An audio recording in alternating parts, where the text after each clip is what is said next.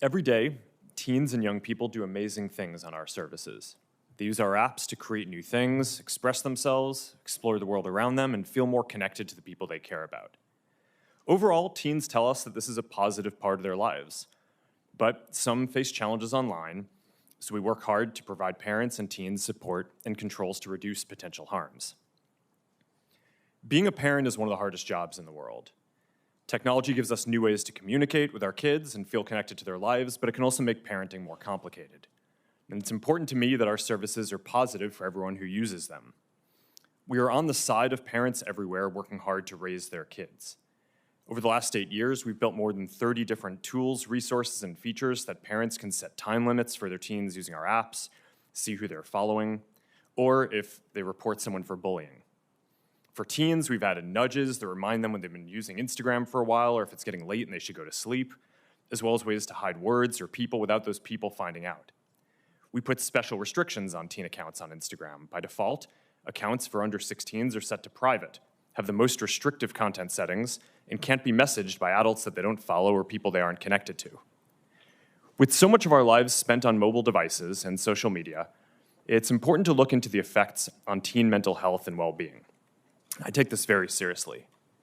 Mental health is a complex issue, and the existing body of scientific work has not shown a causal link between using social media and young people having worse mental health outcomes. A recent National Academies of Science report evaluated over 300 studies and found that research, quote, did not support the conclusion that social media causes changes in adolescent mental health at the population level, end quote. It also suggested that social media can provide significant positive benefits when young people use it to express themselves, explore and connect with others. Still, we're going to continue to monitor the research and use it to inform our roadmap.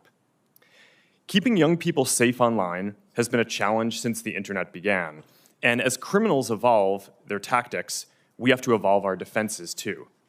We work closely with law enforcement to find bad actors and help bring them to justice, but the difficult reality is that no matter how much we invest or how effective our tools are, there's always more to learn and more improvements to make. But we remain ready to work with members of this committee, industry, and parents to make the internet safer for everyone. I'm proud of the work that our teams do to improve online child safety on our services and across the entire internet. We have around 40,000 people overall working on safety and security, and we've invested more than $20 billion in this since 2016, including around $5 billion in the last year alone. We have many teams dedicated to child safety and teen well-being, and we lead the industry in a lot of the areas that we're discussing today. We build technology to tackle the worst online risks and share it to help our whole industry get better, like Project Lantern, which helps companies share data about people who break child safety rules, and we're founding members of Take It Down, a platform which helps young people prevent their nude images from being spread online. We also go beyond legal requirements and use sophisticated technology to proactively discover abusive material.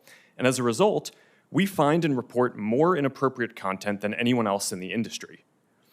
As the National Center for Missing and Exploited Children put it this week, Meta goes, quote, above and beyond to make sure that there are no portions of their network where this type of activity occurs, end quote.